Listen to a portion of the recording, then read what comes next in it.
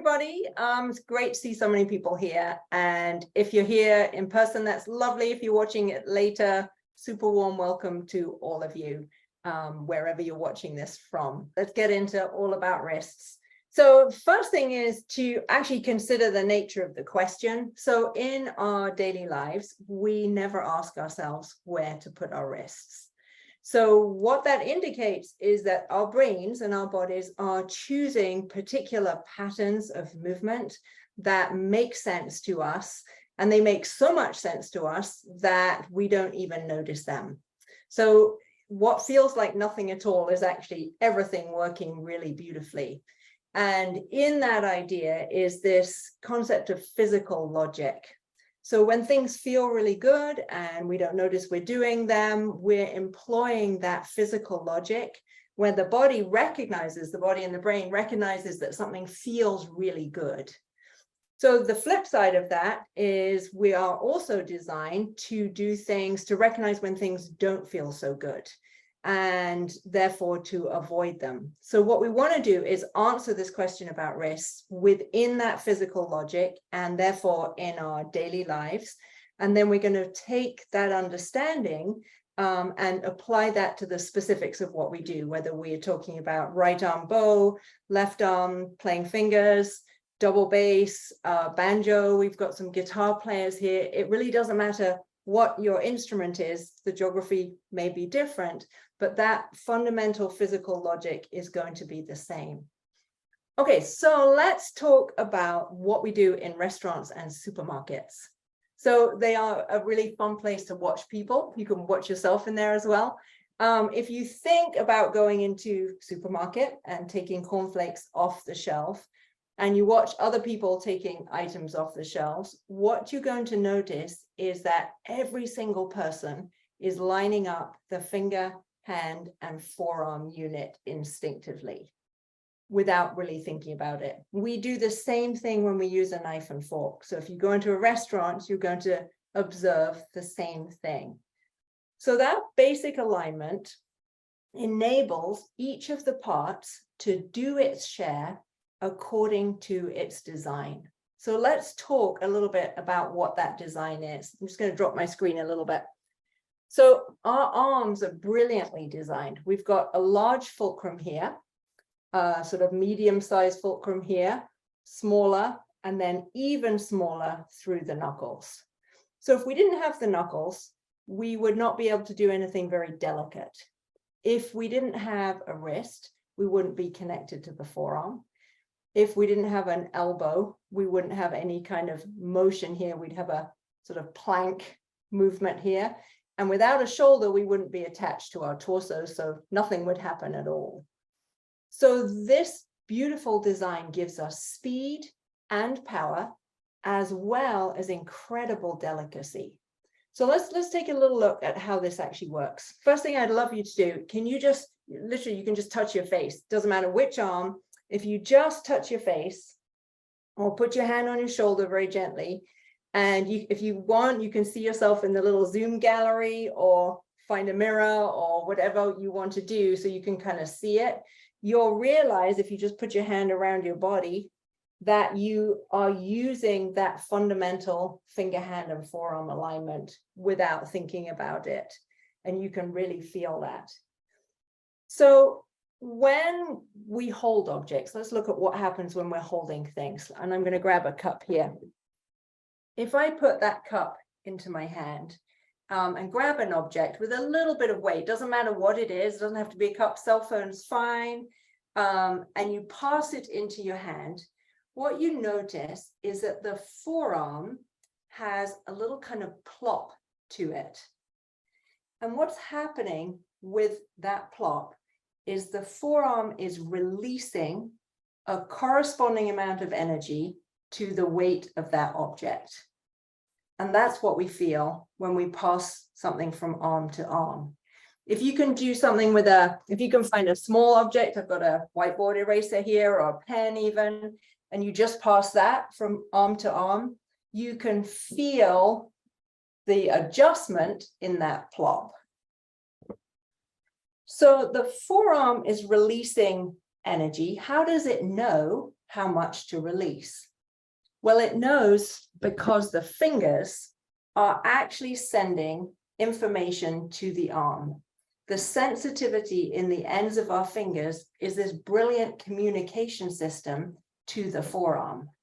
So we feel things and use the hand to sense what we're touching. That sends a message literally to your forearm. Oh, you need this much support to hold that object or to move that object. And so when we have cold hands, we've all had this experience playing, it doesn't work so well because that sensitivity, that messaging system on the ends of the fingers has broken down and the forearm can't actually tell how much we need to do. Same thing, you know, if we're wearing thick gloves, we lose that sensitivity as well. So we have this fantastic messaging system from here to here, and then the forearm can release that energy and give us that little plop feeling. So just try it a few times. You can try different objects would be great. And you can really feel how that's working. It's great to take this idea just into your kitchen, into your bathroom. We do the same thing when we brush our teeth, brush our hair, wash up in the sink. Any of those activities are going to employ the same thing. Okay, so what role then does the wrist play? That actually gives us our answer. So the wrist is the connector. It's absolutely vital that it connects that forearm to the hand and the fingers, and that connection is 100% functional so that the forearm can lend its support to the hand and the fingers. So grab that object again, and let's do a little bit of a test. So hold it normally. Again, it doesn't matter which hand. And then just let your wrist sag a little bit. And you can feel already how the hand is off balance. You'll probably notice, depending on the weight of the object, that some of the fingers have to start to squeeze.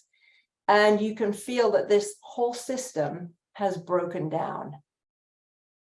So that wrist has to be that connecting piece from the forearm to the hand. And what we can get from this, the information we can get from this, are the three things we can't do with the wrist. So the first thing let me pop this down for a second. The first thing that we can't do with the wrist is actually break it in this direction. So pop that cup back in your hand. You can try it, right? If you hang the cup out of your hand this way, you can feel what's going on in the arm. What's actually happening is we're crushing all that delicate stuff in here and stretching all this other stuff on top. Likewise, hard to do with the cup if we went the other way. We would be crushing this and stretching this. So we can't break that fulcrum. We also can't twist it. So a twist is when it moves left and right off the forearm. So if you hold the cup and you create a twist, you can feel that you're crushing stuff here and you're stretching stuff here, or the opposite direction also. So breaking and twisting will cause pain and also break down that connection. All right, let's look at the third thing. So I'm just going to I'm actually going to use Mozart violin sonatas to do this. I'm going to put the cup on the book and just slide it around. So if you slide that object around, what's happening is your wrist, because it's a connecting piece, is being moved by the forearm. So start with that, and you can slide around on the table. Doesn't matter what the object is. Phone is fine. Anything sitting close at hand. If you try and lead from the wrist, you can feel the lack of control and the breakdown of that system. So this gives us some really important information. When we're playing, it's not actually enough for us to understand what each of the parts does. We do have to understand that, but then we have to understand how the brain processes that movement as a complete movement. So when we understand that the forearm is actually driving the whole arm and all the other parts are following, in proportion to their design, then all the other bits start to function beautifully. When the wrist starts to lead, not only have we broken that connection, but we're also trying to process the movement from the wrong place. All right, let's talk a little bit about flexibility. So let's try something. No objects are needed for this. Can you just wave really big, as if you were, either hand, as if you were waving at someone across a parking lot, right? And what you notice is, oh, I can see, if you watch somebody else on the Zoom gallery, you can see a lot of arm movement. Now, if you change that and you imagine you're in the movie theater and you spot someone that you know, and you wave at them down the seats, what happens is the smaller fulcrums become more visible. What's so brilliant about this is the engine didn't change. The only thing that changes is that the response that ripples through the fulcrums becomes more visible in the smaller ones when it's a small movement, and more visible in the larger ones when it's a large movement. And understanding this gives us all the adjustability, flexibility we need, one engine, which is the forearm, and then we can really do everything we need, whether it's this arm, this arm, this arm, or we're playing guitar, whatever it is that we're doing. That adjustability is built in. And when it's all connected up, everything will adjust accordingly. They will have the right amount of springy resilience that we need. So we don't have to teach the hands to be flexible or to be strong. They will do all of that instinctively when they're functioning as a unit. So it is brilliant. It's a beautiful design, and we can use it to do all the very specific things that we want to do in our playing. So I'm going to hand over to Nora, who's going to talk about the left arm. And then Rachel's going to talk a little bit about its application with the bow arm, and then Sally's going to get on to the pedagogy. Okay, Nora, all yours. Great, thanks, Sophie. Hi, everybody. For those of you who don't know me, my name is Nora Crone. I'm a violist in New York City, although today I am joining you from the Holiday Inn Express in Mechanicsburg, Pennsylvania, which is conveniently right on the highway. So hopefully you don't hear too much traffic noise. But at any rate, I'll get going here. But actually, before I dive into my bit about the left wrist, I actually just wanted to mention really briefly how I first came into contact with this work, which was actually through an injury.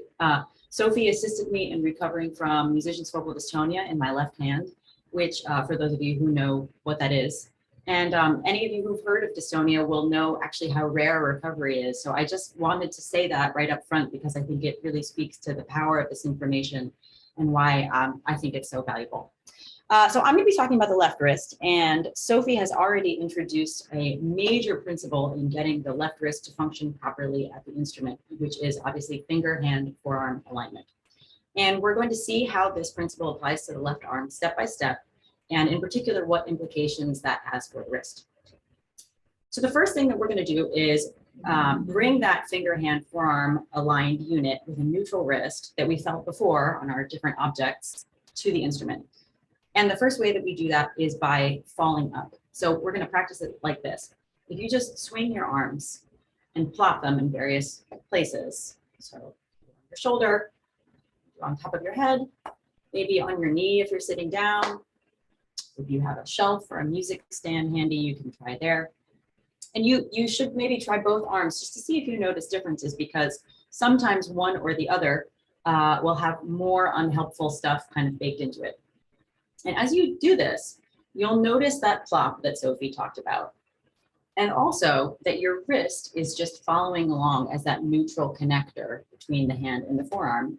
And it's landing as a sort of a neutral component of that overall plop feeling. You're probably not even thinking about it or particularly aware of it. The other thing that you'll notice is that your brain is automatically selecting exactly the right location for the hand and arm with a certain amount of forearm rotation in order for this whole finger, hand, forearm unit to remain intact and aligned regardless of the location of the surface that we're landing on. You see that rotation? Also, look at yourself in this in the camera if that's helpful, or a mirror if you've got that handy. So let's walk this over to the instrument, and we're actually going to start with our right arm. Now I know this is weird, but it's actually often the fastest route to a really direct experience of these concepts, precisely because our right side doesn't usually have any pollution related to the instrument. So this particular issue that I'm about to talk about is mostly pertains to upper string players, but cellists and bassists, guitarists, please also do try it on your right side as well, and just see what you notice. Any differences. So let's give it a try. Just swing your right arm and plop it up to various places on the instrument. And hopefully you'll notice the plop, first of all, and also that the brain has no trouble calculating exactly the amount of rotation and the overall location of the arm that's needed to bring that finger hand forearm unit to each spot with that unit intact and aligned. And that, of course, includes our neutral wrist. So what often happens on the left side with violinists and violists is that we've been trained to pull the elbow to the right, which actually totally disrupts this organization. So once we've got this distortion in the mix, our fingers are no longer really aimed at the strings with the forearm behind them. And so if we're going to get the fingers to the strings, we're going to have to resort to all kinds of compensations to get to different places on the fingerboard. And that includes twisting and breaking the wrist, which Sophie already talked about as being really harmful for us. You can experience this really clearly getting to higher strings with the fourth finger. So if the elbow is dragged to the right like this and it doesn't adjust, the only way that I can get there is with a twist. And this ulnar deviation is particularly harmful to the body. It can be really obvious like this, or it can be more subtle, but either way, we're crushing this ulnar nerve over here, which can be really, really problematic.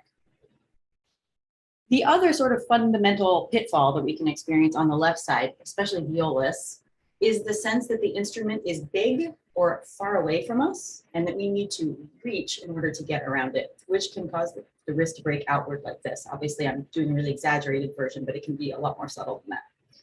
And the antidote here is just to feel that whether the arm is close to the body or farther away, and sort of pretend like you're reading a text message that somebody sent you. Whether the arm is close or far away, all of the elements in the arm maintain that same neutral alignment and relationship toward us rather than away from us. And that includes the wrist. So that's step one, which is falling up with a neutral wrist and finding the basic rotation needed to get to the fingerboard.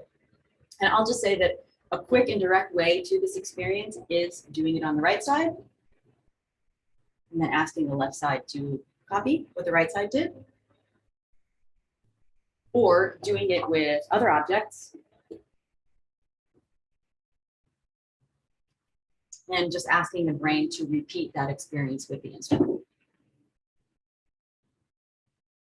So once we've got that falling up with the basic rotation needed to get to the fingerboard, we can move on to how the left arm actually plays. And the first element that I want to talk about here is how the string goes down. So if we return to Sophie's observation about the organization of the fulcrums in our bodies, in our arms, from big to small, what we observe is that if we need both power and delicacy, we need fingers that are connected to and supported by a forearm. So if you hold your instrument facing you, and with your right hand, just test the strings almost like you just wanted to see what they feel like. And you'll feel that the forearm releases energy through that whole finger hand forearm unit, which is then coupled with resilience through our fulcrums, meaning that our joints give a little bit, but then they bounce back and stabilize. And notice that each finger gets the string down with the power of the forearm aligned behind it, and that your wrist is neutral. So if we put the instrument into playing position now, we need to recreate this same experience. And you can actually try it with both hands at once. This is kind of interesting, and compare them. And just ask your left arm to copy your right arm. And you'll probably notice that your whole arm is moving. It's actually sending that entire unit, including the neutral wrist, down into the surface of the string. So if we freeze our arm instead, or in any way disconnect the fingers from the forearm behind them, the only way to get the string down is going to be with an isolated press. And one way that this can end up manifesting is with an outward thrust of the wrist. Again, I'm exaggerating, but it can be a lot more subtle than that. Now, this does sort of poke the ends of our fingers into the strings. But in doing that, they've totally lost the connection with the forearm. And before too long, we're going to have pain here. And when we lose that communication system from the end of the finger to the arm, we also lose a great deal of sensitivity and control over the depth of our contact with the string. So the best solution here is simply to follow that same principle of basic alignment, including our neutral wrist, and to use the forearm to engage the string. So now, getting from note to note, you can actually feel this by tapping the outer edge of your eyebrow. See if you can feel that aligned finger, hand, and forearm. You can even look in the camera if that's helpful. Now, if you tap the opposite side of your eyebrow with your pinky, you'll feel the arm let go, turn, and recreate that same experience of finger, hand, forearm alignment on the other side. And of course, the wrist is just a neutral element of that aligned unit. It's not poking, it's not twisted this way or that. So let's see how this looks on the instrument. Traditionally, most of us have been taught to leave our old fingers down on the string and add fingers as we go. And the problem here is that as I add new fingers, the arm is still stuck behind the old ones. So we've immediately lost the experience of finger, hand, and forearm that the fingers really need to function with power and delicacy. I think about it kind of like a game of Twister. So the more fingers that we add, the more we're going to have to compromise ourselves to get the next finger onto its spot. And then all kinds of things can start happening in the wrist, especially when we're trying to get to that fourth finger. So the solution, just like when we tapped our eyebrow, is that we have to let go. So we let go of the old finger so that the entire finger, hand, forearm unit can arrive in the new place, aligned and happy, including that neutral wrist. You can try it going to different parts of the instrument. Sometimes it's actually easier to start that way first. Because when the distances are greater, we sort of instinctively understand that we need to let go and bring that whole unit with us. Like if you're a cellist or a bass player or a guitarist, we'll just do that too. And then you can start going to different places on the fingerboard and see if you can just bring that neutral wrist with you. That letting go, by the way, includes the thumb. So if the thumb is stuck on the neck, or even just fixated on a certain part of the thumb pad always touching the neck, the wrist will almost certainly have to twist or break in some way to get the playing finger to its spot. But if you touch your left forearm with your right hand and just pick a few freckles to hop between, you'll feel that that thumb is just gliding along with the arm and naturally settling on different parts of the pad. And that glidey quality of the thumb is essential for keeping the finger, hand, forearm unit intact. Now, the very last thing that I want to talk about, since I really can't talk about left wrist without including it, is vibrato. Most of us were taught that there are different kinds of vibrato. There's arm vibrato, wrist vibrato, finger vibrato even. But if we have convinced you thus far that the fingers, hand, and forearm function best as an aligned unit, what that means is that whether the vibrato is big or small, it's always initiated by the forearm, like a wave. And so we talked about this in her portion of the presentation. The size of the wave means that movement is more visible in certain fulcrums than in others, depending on the size. So I can wave to someone across a stadium and you see my whole arm moving. Or I can wave to a mouse and you mostly see my hand and fingers. But what I don't do is try to wave from my fingers or from my wrist. So we can wave to each other or to ourselves, someone over there, on a table, or on the instrument, or on a finger. And in each case, the wrist is just neutrally aligned behind the forearm and hand, and the engine for that wave movement is in the forearm.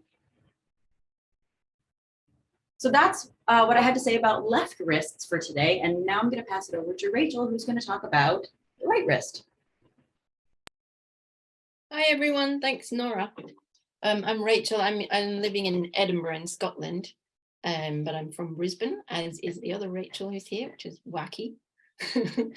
I play in the Scottish Chamber Orchestra, and as Nora explained her approach to this information, I'm going to just say a little brief word about mine as well.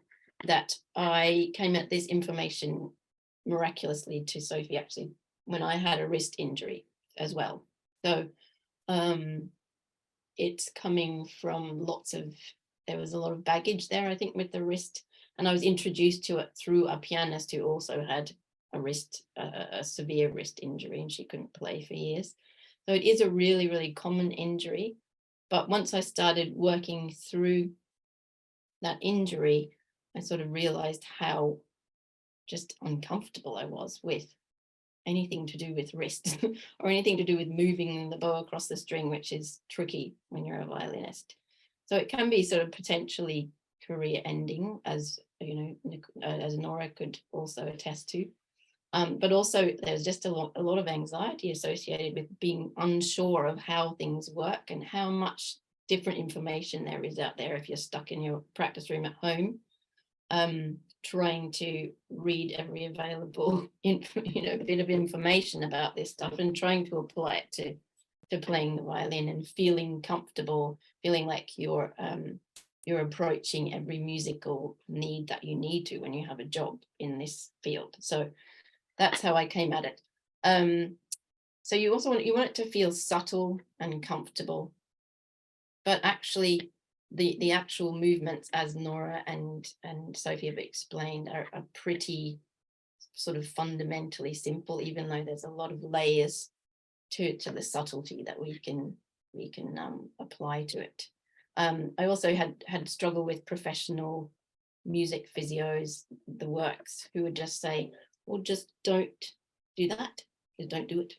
And you're like, how do I do that? Since most of the traditional teaching is involved with, well, anyway, I was taught to lead with the wrist and all the rest of it. So it was very hard to consolidate all that information on your own. So let's start off with the idea that, I'll just grab my bow, one second. You know, it'd probably be fine for the wrist if we only had to play from about here to about here. So it feels fine.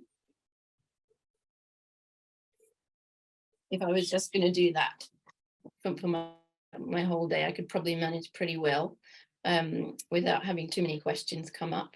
But the problem is, of course, that we don't only play in the middle. It becomes pretty clear that when we come down to the heel, when we go down to the tip, that stuff is going on that I need my arm to feel supported. I need my wrist to feel supported. I need my fingers and all the fulcrums to feel supported from underneath. So sorry for those of you who've heard some of this information before. It can sound a bit broken recordish, but we need to have the arm supported from the torso. So maybe a good place to start is with really feeling profoundly how that torso support can make our arms feel fine without the violin. So if we can just either stand or sit, I might just stand for the moment and do a nice namaste position. And if we're really balanced over our feet or over your sit bones if you're sitting, and we move our arms slowly apart to a fairly extreme position, as if you're going to hug a giant redwood tree or something. Close your arms slowly and have them meet in the middle again, like a yoga class. I'm going to try it one more time, and I want you to just be really feeling what's happening in the torso. If anyone wants to butt in and say, if you're surprised with some sort of information that's coming to your brain, please do. But what I notice is that my torso is moving forward, right? As I move my arms apart, my torso, and this is over the fulcrum of my feet, of course. As I come back together, my body moves back my torso moves over my feet. It literally is giving my arms space to feel a connection all the way down my torso to the soles of my feet where it meets the floor. So you'll see this in pianists a lot when they're playing giant octaves at the end of the instrument, that their bodies need to come forward when they're coming in, that their bodies come back. So it's a pretty sort of obvious feeling, but subtle at the same time. It's not out of proportion. You know, I'm not wildly flailing about or anything. It's just I need to remain connected vertically at every moment so that my arms feel supported from underneath. So if we don't do that, it becomes very, very clear. It becomes even more clear that we need to be doing that. So if you want to try, I'm going to just stay seated for a moment. If you want to try doing that and keep your torso stock still, completely still, and go as wide as you can with your arms. Feels really nasty. Bring your arms together. It's a sort of weird thing to ask, actually. Because we never do this, right? We would never not move with our arms. So when I'm at the extremities, further away from my body, my arm feels isolated. My arms feel isolated. I feel sort of nervy down here. And when I come close, my arm feels cramped, and probably you might feel some sort of holding up with further up the sort of support system as in the upper arm or in this fulcrum here, and feel like it's got to do too much. If you go back to the good feeling, you'll notice that really nice forward. My arms feel, my body feels sort of in between my two arms at all times. It's a really nice feeling. So it's a nice one to fiddle about with. Also nice to fiddle about with your arms moving in different directions, and you'll notice how, if you're over your sit bones, how your torso comes in between. And I know we're talking about wrists, but the wrist, you'll see in a moment, often takes the brunt of our arm not feeling supported by our torso. So the wrist ends up doing a lot, to counteract that feeling of non-support. So if you've got a coffee cup or something, maybe you could grab it now. We grab it and we put it, don't really have a low surface. I'm just going to pretend this is a table. If you put it down on this low surface over here, if you've got a low surface, even on the ground or whatever, but something lower than yourself, you'll see very clearly how that torso is right behind your arm and how beautiful that finger, hand, forearm alignment stays. If I don't, again, if I hold my torso stock still and try and put that coffee cup over there, you'll notice immediately that there's a holding up inside here. Create a lot of tension. So I'm going to show you. We can move the coffee cup over surfaces and things as Sophie was doing. You could perhaps try that at home. And this is a big subject actually to tackle in 10 minutes, but we'll give it a go. So if I grab my violin, we apply this torso support to when we grab the bow. So it feels pretty good in the middle. If I'm going to keep my torso really, really still, as we did just now in the horrible way, the yucky way, it's going to look like this.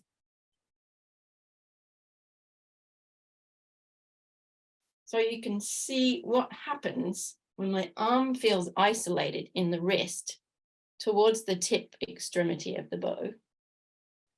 This may ring true for some of you, I don't know, or I'm not sure, but what we tend to do in the wrist when our arm and fingers feel isolated is to push into the wrist. So we're pushing down here, upper arm comes up and the hand pronates. So it's in order to create a sort of illusion of power at the tip. So we're pushing into the wrist, we're turning the hand this way, and we're trying to make up for our loss of torso support. So if it's a good way, if we're feeling good, we can move the bow, and I'm very, very connected vertically over my sit bones. Rachel, we can't see you. Can you drop your screen? Is that better? Okay. So I move. One really important point is I've also got to get to the instrument. So I don't just sort of start here. I've also got to feel, okay, my arm's going from here to the left. So this part is often missing, actually. I find with students often they're sort of, okay, I can do that. And they start from sort of here and go. But actually we need to feel that movement to the left over the sit bones. Then suddenly I've got room. I've got room at the heel to start where I want to start if it's at the heel. So through this down bow, can you see?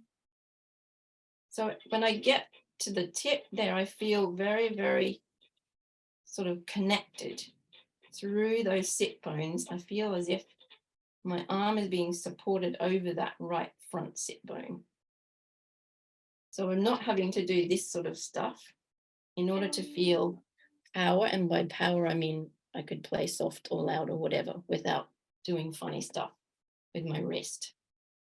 So that's the down bow and getting to this, the tip extremity. If I'm coming from the end of the bow, again, we've got to, if we're starting from that tip area, we need to make sure that we're starting there over that right front sit bone. Or this of course applies to cellists and anyone who, especially if they're sitting, of course, we need to find those sit bones. I mean, I'm doing the up bow, and my torso comes back.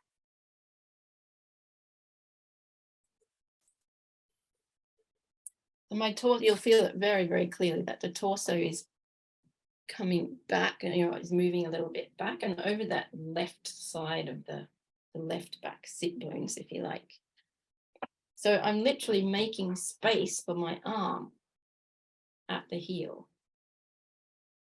So of course we go back to the common tendencies to break, twist the wrist at the heel, push it down at the tip, and the mixing of those two things can become very, very contrived and sort of complex, that we're trying to, okay, when I get to the middle, I need to switch to this and then I need to do that.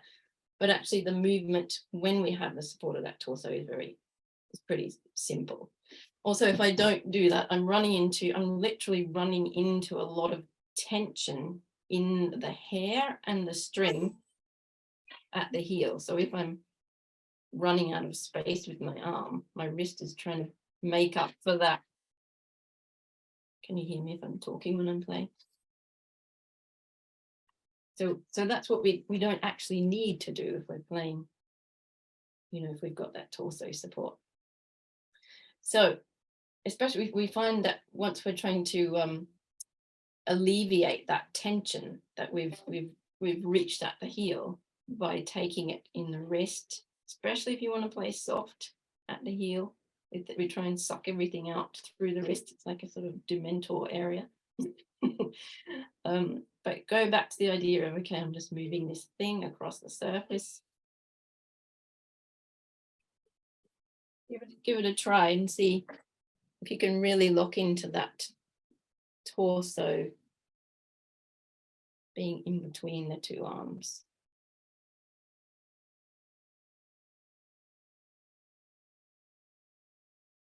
Okay, so hopefully you can start to feel that sort of profound feeling of connection between the torso and the arm, the fingers, and the finger hand forearm alignment. It's of course important to remind ourselves that it's a tiny part of, it's quite a layered artistic application. If we want to have subtle bow changes, we want to have certain sounds, but the fundamental sort of package of movement is a really nice one to start with. The first question that often comes up after we can find that really nice feeling of playing with the torso support is the bow changes, of course, and which often can get very florid. We can't make a smooth bow change without doing this sort of stuff. But if we go back to the idea of moving the coffee cup over the surface and what Sophie explained earlier, that, if we move in one direction with the torso following, all the muscles are oriented in one direction, then they empty, your arm sort of empties out into a very neutral position, even if it's for just 1 microsecond. And then everything's arranged in the other direction, we go in the other direction. There's no actual need for fancy stuff in the fingers and the wrist. So there's really endless subtlety in how we can approach this in relation to the violin. And some of you, I know, have delved into bow shaping, friction equation, how much tension in the string we're using, etc. But the fundamental, as we said, the fundamental movement sort of package, housing the whole thing is pretty simple. I'm going to pass over now to Sally, who's going to explain a bit more in a pedagogical sense.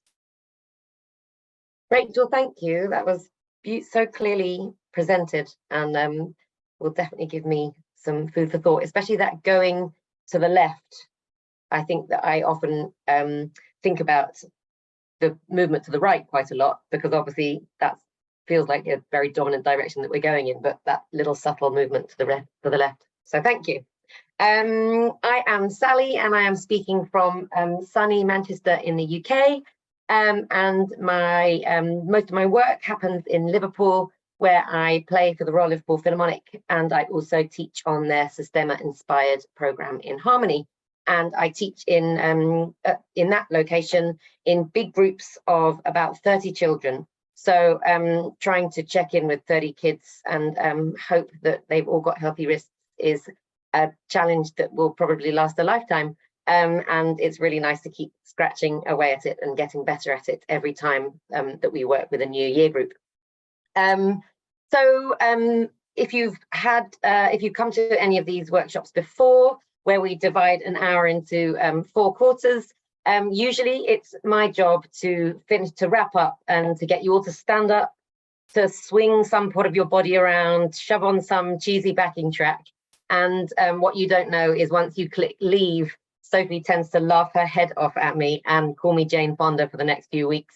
But I'm going to, some of you may be delighted to hear that wrists, I think, need a different approach, and wrists need peace and quiet to really focus in on what feels good.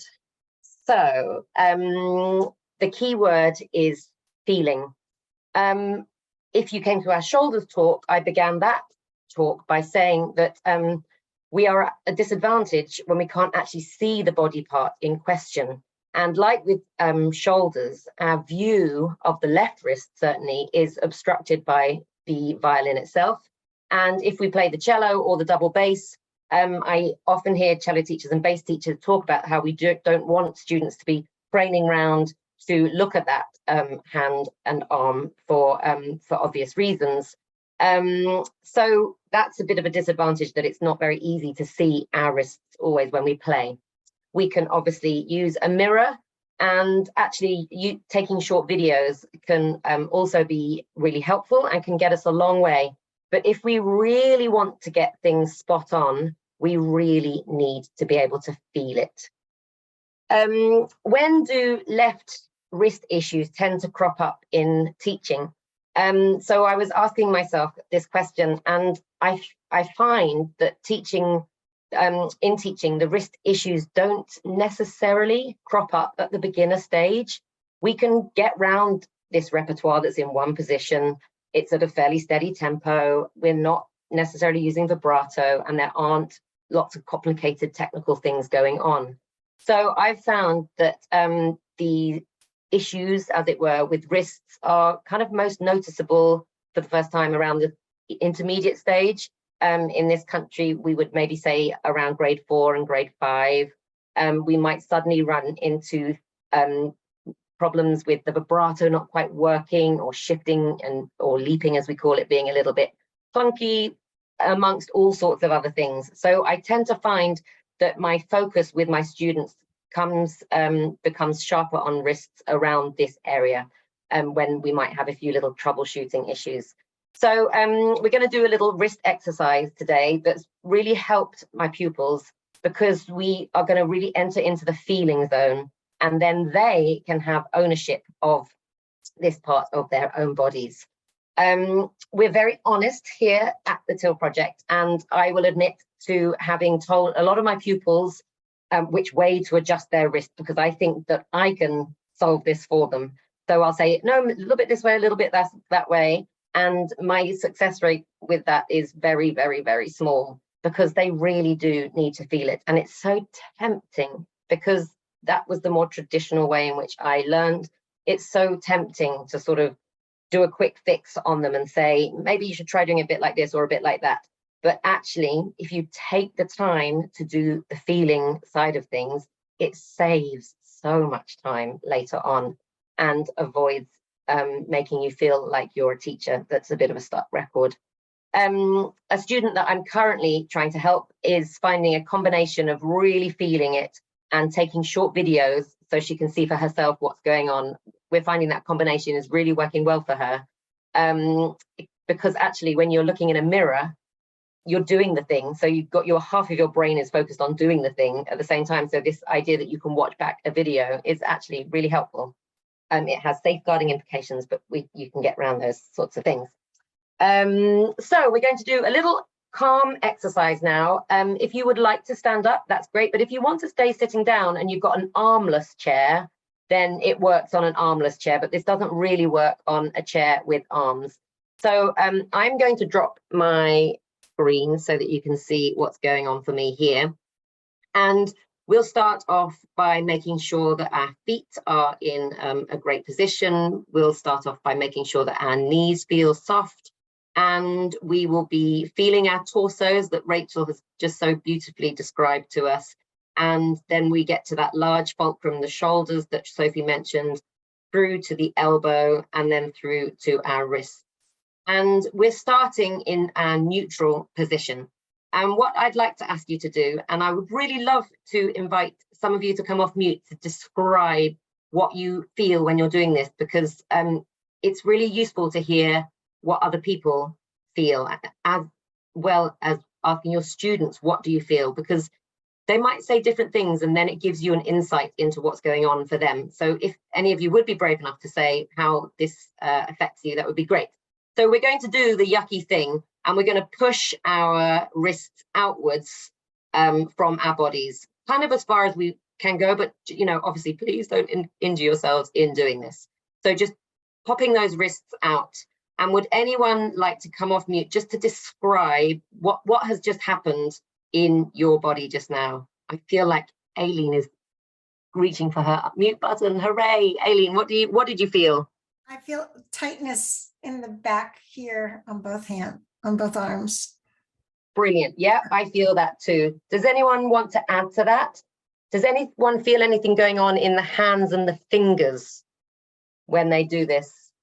So Carol is indicating that she can feel it on the top side of her wrist there. Great. And Rachel is indicating, very nice to see you, Rachel, that she can feel it in her, that sort of paddy bit below her thumb. Brilliant. Let's get out of that position and let's go back to neutral, because obviously with our students, and I think it's really important, we don't want to spend too long in that zone that's not very nice, okay? Now, obviously the wrist going in this direction, if you can see my wrist, I've kind of gone inwards with my wrist, is something that we all think about and talk about with the left wrist on violin playing. People talk about the frying pan hand, but I think that's also, I see it in groups of cellos, that it's really common to break that fulcrum in that direction as well. So let's just go to the extreme there and see what we feel there. And if anyone wants to come off mute and describe what this one does, I really enjoy hearing people's descriptions, because I know what I feel, but if I know what other people feel, it helps me understand. So have we got anyone reaching for their button? Jennifer, hooray. Oh, and Jennifer, and then Nicole. I felt it in my middle finger, like this kind of weird numbness in my right, or like a tingling in my middle finger. Tingling in your middle finger. Yeah, I get that too. That's really, really interesting. Thank you. And Nicole, lovely to see you.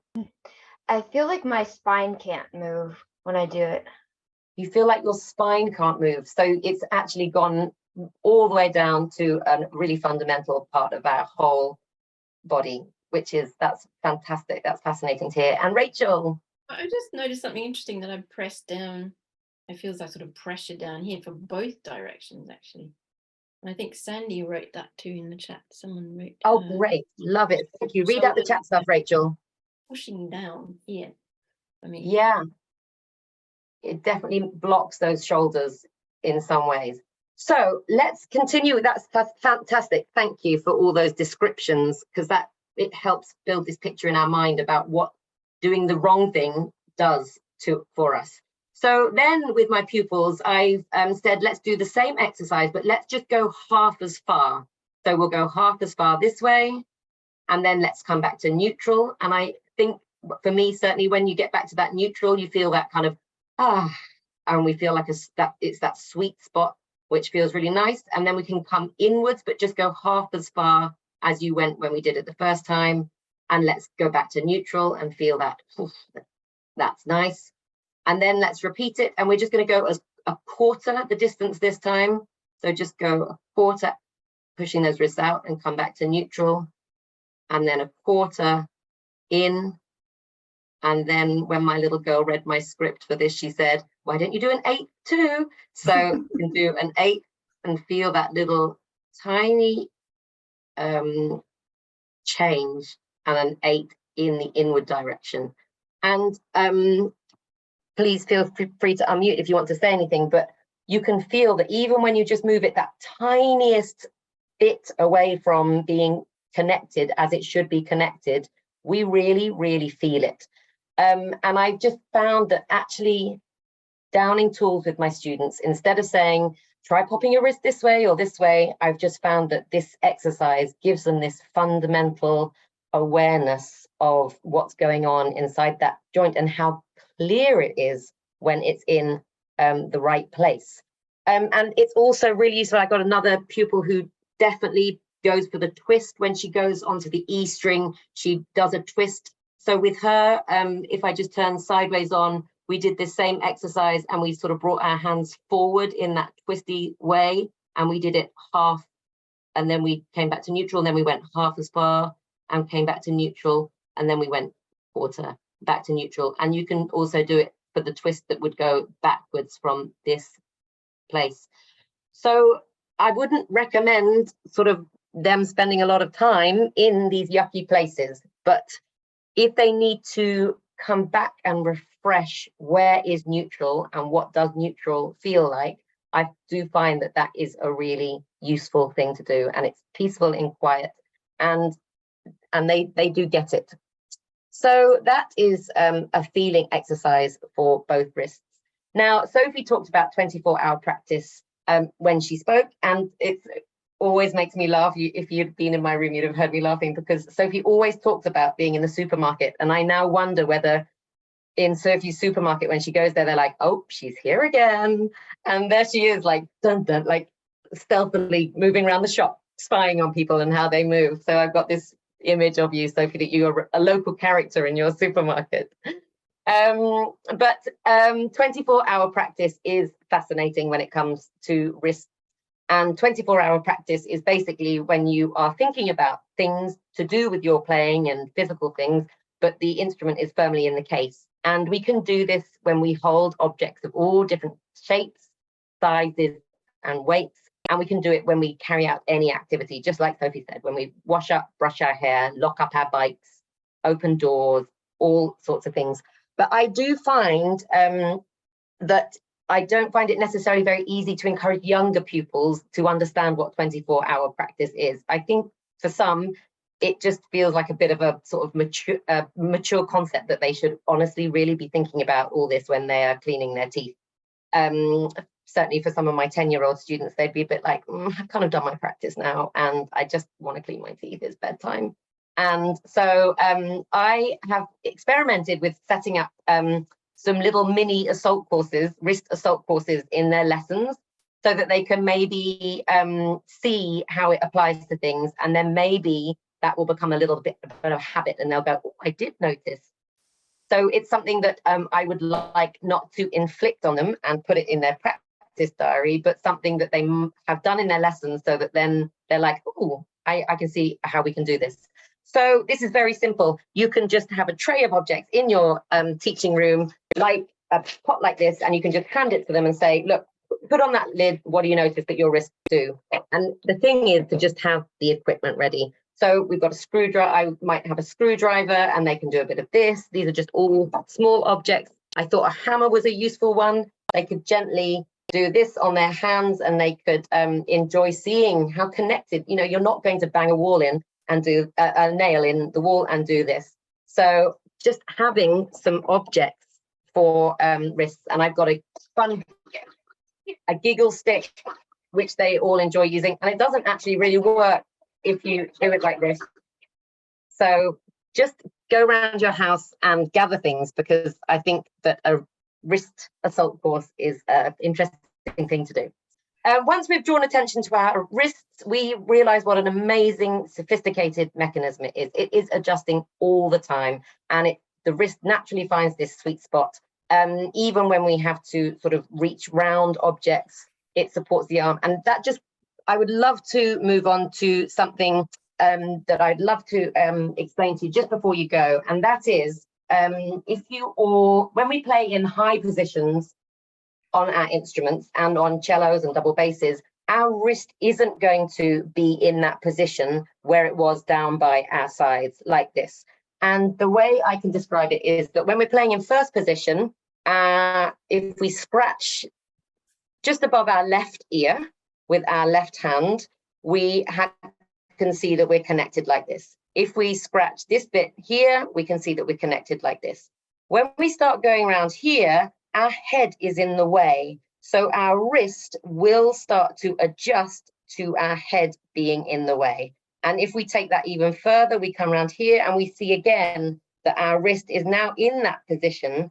But because it's being supported by the forearm, it doesn't feel icky, it doesn't feel sore, because we've still got the connection of the finger hand forearm unit. And even more extreme, when we're playing at the top of our G strings, we might find that that our wrist even has to take this position, because we have to, we have an instrument and we can't deny that there is a piece of wood here in the way. And therefore, when we are playing here, we've got a wrist that looks like this. When we're playing here, like this. When we're going up here, we will see that to get around that is like this, but it feels fine because it's being connected and supported by the finger, hand, and forearm unit. So that was a bit of a sort of question mark for me, and I just wanted to share that with you. So to conclude, I just want to say that I am going to admit that I'm very much a work in progress, but I feel like I have turned a corner, that if a pupil isn't making a particular change, it's generally because I haven't tapped into getting them to really feel what's right, what's wrong. And when we do tap into how it feels and that they can feel that, I really think that we've got much more hope of them taking that into their practice room, instead of Sally thinks my wrist needs to be a little bit further in. So yes, this applies to wrists, but actually this really applies to everything. So I think it's just about having fun, delving into the world of giving the pupil the responsibility to decide what feels good, so you can steer them in that direction. And I'm 3 minutes over time. So I think we should leave it there. Raised hand. A raised hand. And Oh, I have some. Great. So basically what we do now is that we would like to just talk to you very much about our summer symposium, which is coming up. And we're going to talk about our summer symposium, and then we go into Zoom cafe mode, where you can bring whatever refreshment is correct for your country at this time of day. And we can ask lots and lots of questions. So if we just keep those questions, write them down, please don't forget those questions, because your questions are the most valuable part of this. And I'm going to hand over to Sophie, who's going to tell you about the summer symposium. Great, thanks everyone. Just to sort of sum up what we've been talking about before we get into summer symposium land, we all own this information. It is how our bodies and brains process movement, whether we're 4 or 24 or 44 or 54, or whether we're playing Brahms, bluegrass, or Twinkle Twinkle Little Star. So it's what's so important is that we can't correct things, we can't solve things from the negative if we're having pain. We have to use the physical logic that we're designed with to solve these issues. And then obviously further down the spectrum, that's attached to the music making at a very sophisticated level. You know, we can't play Brahms quartets if we're thinking about having the arm 3 inches higher, or not bending the wrist, or doing something from the negative. So it's actually connecting all of this in service to the instrument and in service to the music making itself. So it's really wonderful stuff, and we all own it. We've all got it, whatever our age and stage. So yeah, Summer Symposium is great, July 10th to the 15th. You can design it any way you like. You can do it online, you can do it from any country, you can come in person to Watkins Glen if you want to. It's beautiful, cake and tea on the porch, wonderful meals, chamber music in our barn. I think everyone's going to chime in. It's a very inclusive experience. We have a community day, Till Project Community Day, which is sort of roundtable discussions, and it gives everyone a fantastic kind of overview of this information, whether you're coming at it for the first time or you're teaching or whatever you're doing with the information. So I'll let the others join in. They're going to share some Summer Symposium experiences. I'll just jump in and say, yeah, that these, you know, these 1 hour workshops, I think we strive to make them as sort of direct and, you know, like fundamental as we can, just so that information is really clear for everybody. But the beautiful thing about having more extended contact with this information is that you really see the range of applications that it has, you know, from teaching small children or beginners to, you know, really advanced pedagogy, you know, really difficult solo repertoire, orchestral playing, you know, improvisation. It can really be applied in so many settings and has so many implications from the physical to the psychological. And it really is fundamentally in the end about the music and making all of this work for the music. So I just wanted to chime in and say that, you know, coming to a symposium, whether you just attend the sort of core principles part of it, or you stack on some other tracks, is a really great way to experience this information. And we would love to join all of you. I put the link to the information in the chat. And as Sophie said, on the Wednesday, is it Wednesday, our community day?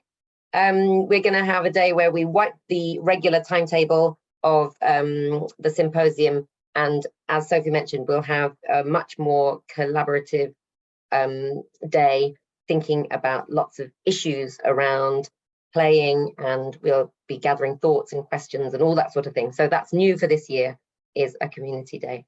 And Sophie said, you know, other people will chime in. We had a really wonderful year last year, and of talking about all this stuff, and then in the evenings we would rehearse together and play and remember the reason why we're all doing this, because without the playing, you go a little bit cross-eyed with it all, and when you play you suddenly go, oh yeah, this is what this is all about, and we laugh and we do performances for the Sophie's local community and things like that. So it's a beautiful place with a lake, and you swim with toads and turtles and maybe an eel, and things like that. Oh no, snake, you said. Anyway, I never saw the snake. You. So should we enter Zoom Cafe mode?